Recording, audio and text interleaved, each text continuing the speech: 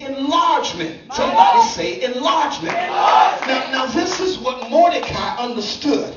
And so he tells Esther this. He says that you need to understand something. If you don't go into the king, enlargement is going to arise from another place. But there's one thing that you need to understand, that no matter what's happening, God's kingdom is still going to prosper. So she says, if I perish, I perish. But I'm going to see the king. Are you here? And so what that means is that one way or the other, that God's people will always be on the top. Now the next thing is this. You have to learn how to respect transitional places. Moses is in the mountain now for 40 days and for 40 nights. He is on probation. All that means is that he's being tested.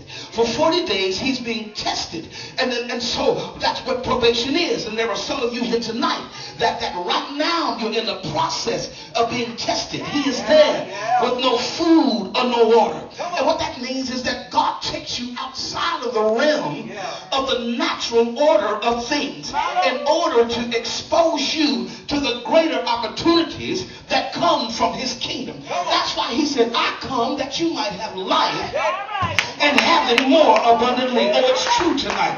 And so he takes Moses away from the things that he has always trusted in to show Moses that there is another way. Are you here?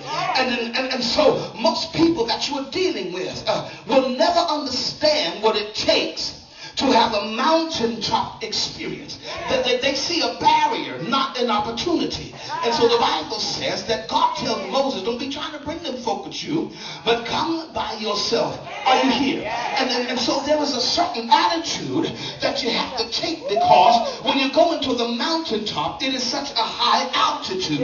Are you here? And so when you're talking about altitude, you're talking about going to the next level. And if you are not prepared, you will not survive. Ask anybody that's ever tried to climb a mountain. If you don't have an extreme level of commitment, you ain't going to make it. You're going to mess around and die in the mountain. Are you hearing what I'm saying? You don't believe that. All you got to look is Mount Gilboa. Just look at it and look at Jonathan and Saul and how the Bible says that they were slain in the high places. Saul never had the commitment that David had. And so even though he was warring in the mountain, he couldn't get victory in the high place. Are you here? And so he died in the high place, taking his sons with him. Are you here? But the Bible says that Jacob is different. It says by his strength, he had power with God. He had power over the angel. In other words, when it got to a place of a spiritual battle, the Bible said that Jacob just kept on persevering until he overcame. I'm so glad the writer said, he will make my feet like hinds feet. He will make me walk upon my high places. Are you here? And so there is a level of praise. There is another level of worship. There is another level of praise. And if you get so desperate, because that's what's going to keep you there.